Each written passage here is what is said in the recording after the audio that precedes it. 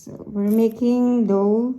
Yung At hanggang bukas, sa mukhang mahirap na siyang... titignan namin kung anong tinapay ang pwedeng maluto dito. So, i-rest namin siya magdamag.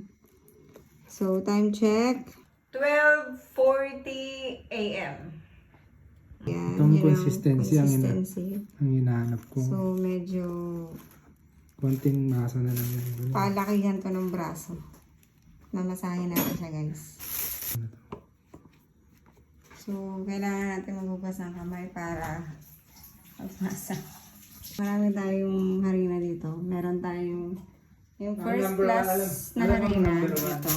Magtanggal ka ng maglinis ka So, meron tayong kamay na matindi-tindi. all-purpose flour at saka yung parang more on may gluten. Yung first class na ano, na to, harina.